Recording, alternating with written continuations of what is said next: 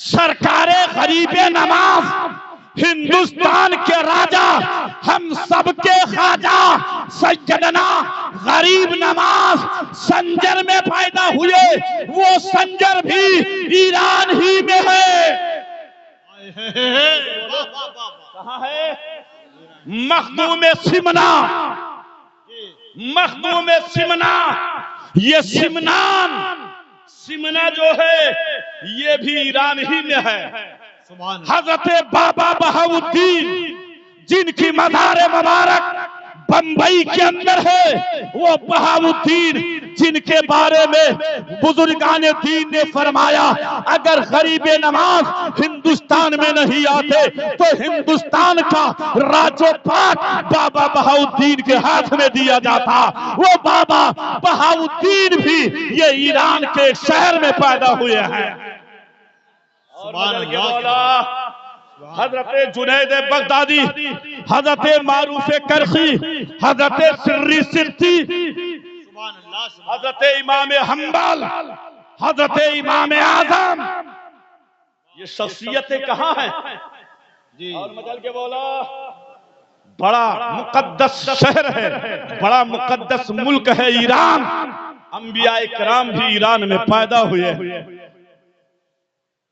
سرکار غوث اعظم، تھوڑا اور پیچھے چل کر کے تھوڑا بائی ڈاٹا آپ کے سامنے رکھتا ہوں، مچل کے بولیے اور مچل کے بولیے۔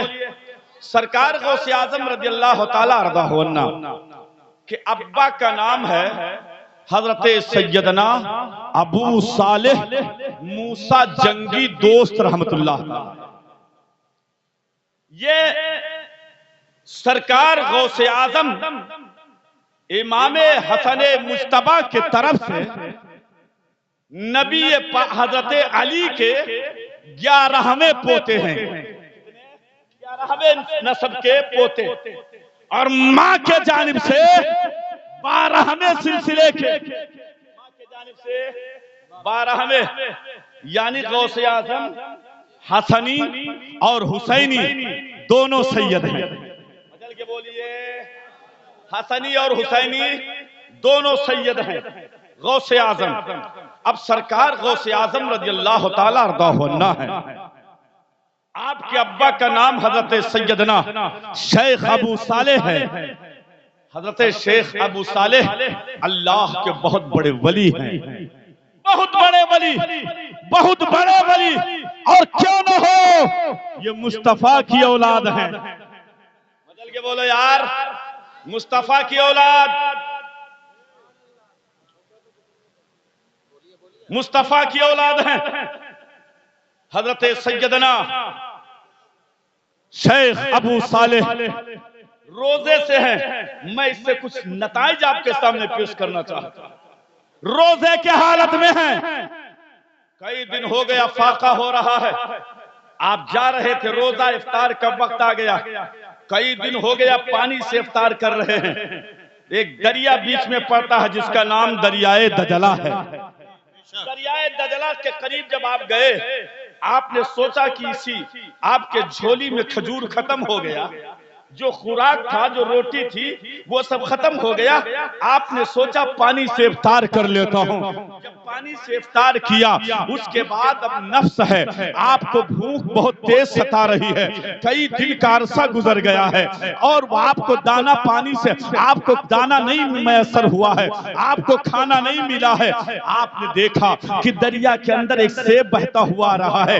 آپ نے اس سیب کو اٹھایا، اٹھانے کے بعد میں کھایا، کھانے کے بعد میں جب کھا لیا، جب کھانے کے بعد میں کچھ تسکین ہو جاتی ہے، کچھ سکون ہو جاتا ہے، کچھ سکون قلبی جب حاصل ہو جاتی ہے، تو آپ دل ہی دل میں سوچتے ہیں یا اللہ آج ہم نے اس سیب کا، آج ہم نے کسی کا سیب کھا لیا جو بغیر مالک کے اجازت کے کھا لیا۔ اے میرے آقا کے وفاداروں، اب میں یہیں پر ٹھہر کر آپ کے ذہن کو جھجھوڑنا چاہتا ہوں۔ یہ اللہ کے ولی ہے، یہ غوث اعظم کے ابا ہے، حضرت شیخ ابو صالح ہے، جو بہتا ہوا پانی میں سیب جا رہا تھا۔ حالانکہ شرعی حکم اتنا کوئی سخت اس کے اوپر نافذ نہیں ہوتا ہے، مگر دل میں سوچتے ہیں اے اللہ اگر آج ہم نے سیب کو کھا لیا اور کل قیامت کے دن میدان محشر کا دن ہوگا، ایک دن 50,000 کا ہوگا، تمام اولین بھی ہوں گے، آخرین بھی ہوں گے، تمام نبی بھی ہوں گے، انسان کا بھیجا جس طریقے سے کڑھائی کے اندر تیل ابلتا ہے میدان محشر میں، ایسے ہی انسان کا بھیجا ابلے گا۔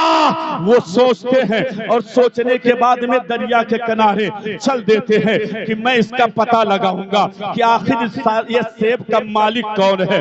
آپ کو تاریخ میں بتایا جاتا ہے جب آپ 15 میل پیدل چلے تو آپ کو نے دیکھا کہ ایک سیب کا باغ نظر آیا اور اس باغ کے درختوں کی کچھ ٹہنیاں جو ہیں وہ پانی پہ لٹک رہی تھی۔ آپ نے جان لیا کہیں کا نہیں اسی باغ کا وہ سیب ہے۔ اے میرے آقا کے وفاداروں، اے پران پور گاؤں کے سنیو، آج میں تمہارے جذبے کو جھنجھوڑنا چاہتا ہوں، آج میں تم سے پوچھنا چاہتا ہوں، یہ غوث اعظم کا طریق، غوث اعظم کے والد ہے، آج ہم اور آپ ہیں۔ آج کچھ لوگ کہہ دیتے ہیں کہ تم نے غوث کا دامن پکڑا ہی نہیں ہے۔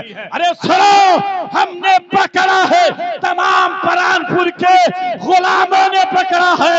ہاں ہاں وہ آقا ہے، ہم غلام ہیں، غلاموں سے کچھ غلطیاں ہو جاتی ہیں تو اسے آقا معاف کر دیتے ہیں۔ سبحان اللہ، زندہ باد بولو سبحان اللہ۔ جب آج کوئی خطیب آ کے کہتا ہے کہا تم نے غوث کا دامن نہیں پکڑا تو تو کہتا ہاں ہاں سبحان اللہ۔ یہ کیا تمہارا طریقہ ہے؟ کیسے نہیں پکڑا؟ نہیں پکڑو گے تو رہو گے کہاں؟ بولو خواجہ کے ہندوستان میں رہتے ہو، تم نے خواجہ کا دامن نہیں پکڑا۔ یہ اور بات ہے کہ طریقہ خواجہ کچھ ہم سے چھوٹ رہے ہیں۔ مچل کے بولیے، کوئی یہ کہہ دے کہ ماں باپ کا فرمان نہ فرمان بیٹا ہو گیا اور وہ کہہ دے تمہارے ماں باپ ہے ہی نہیں، تم بیٹا ہی نہیں، تو کیا یہ بات مان لی جائے گی؟ مان لی جائے گی؟ مان لی جائے گی؟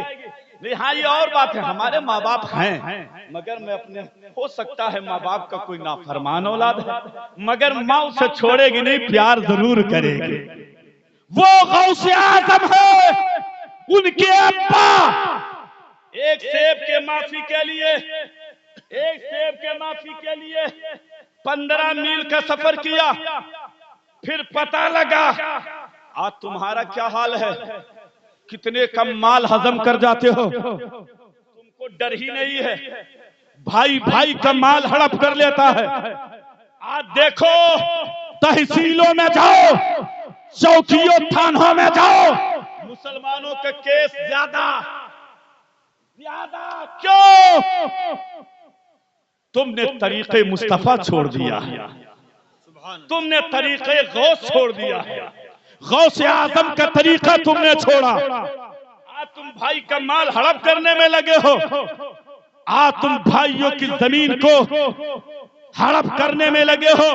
آ رہا ہے لاہی کا یہ موسم، یہ عورتیں جائیں گی، عورتیں صبح صبح اٹھ کر کے جائیں گی، فوراً لاہی کا ساگ یوں گٹھر آیا پکا کھا گئے۔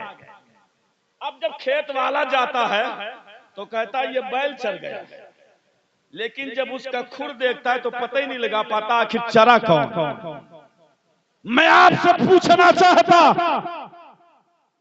غور کیجئے گا، میری بات تھوڑی سخت ہوگی مگر بات بڑے کامیاب، بات بڑے کام کی ہوگی۔ آپ ذرا سوچو، نبی نے فرمایا جس کے پیٹ میں ایک دانہ حرام کا رہتا ہے، کتنا کتنا، ایک ٹٹھیا نہیں، کتنا، ایک دانہ۔ نبی نے فرمایا جس کے پیٹ میں ایک دانہ حرام کا رہتا ہے 40 دن تک اللہ تبارک و تعالی اس کی نہ عبادت قبول کرتا ہے نہ اس کی دعا اللہ کی بارگاہ میں قبول ہوتی ہے۔ اے مصطفیٰ کے وفاداروں، اے برانپور کے سنیوں، مجھے اپنے سینے پہ ہاتھ رکھ کے بتاؤ، تم دوسرے کے کھیت کا جب مال کھاتے ہو بتاؤ تم نے کتنا کھایا ہوگا؟ پھر کہتے ہو ہمارا اللہ دعائیں نے قبول کرت ہے۔ بولو کھا گئے، ہڑپ کیا، بھائی کا مال ہڑپ کیا، بھائی کا مال ہڑپ کیا، بولو رشتہ داروں کا مال ہڑپ کیا۔ آج کل تو دیکھا جا رہا ہے، حضرت تھوڑا رک کر ایک بات کہنا چاہتا ہوں۔ ہم لوگ کسان کے گھر میں پیدا ہوئے، آپ لوگ بھی کسان ہی کے گھر میں ہیں، کسی کے پاس 10، کسی کے پاس 5 بیگھہ، 2 بیگھہ، 1 بسوا، 10 بسوا ہوگا۔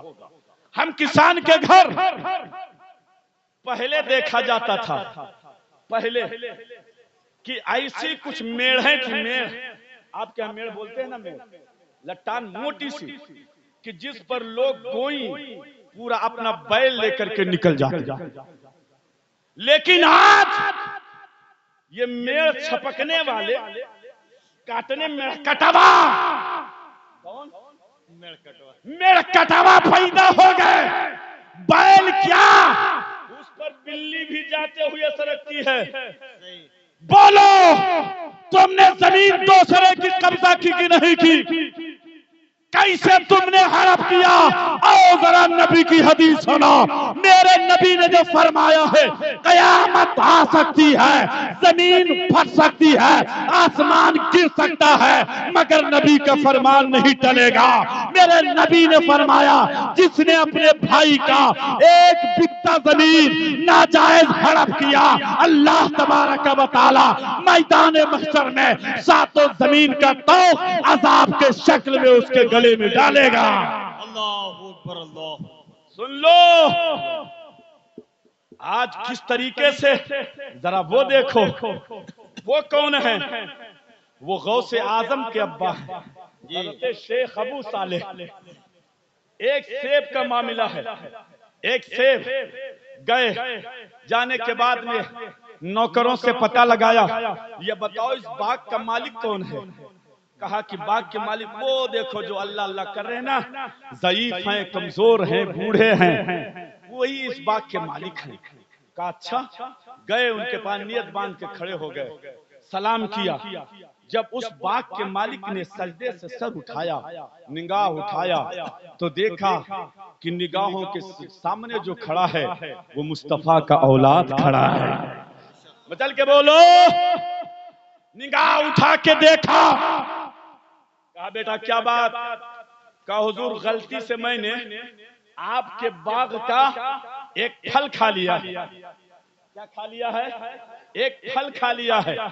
میں آیا ہوں، یا تو آپ پیسہ لے لیجئے، یا تو آپ مختار ہیں معاف کر دیجئے، یا تو کہیے جو کہیے۔ بھیا اے بھیا کہا بات؟ آپ اٹھیں گے کہ ادھر سے پہنچ جائے گی میری گولی؟ اٹھنا مت، آپ کہیے تو میں جلدی بند کر دوں گا، لیکن یہ اٹھا بیٹھی مجھے پسند نہیں ہے۔ مجل کے بولیے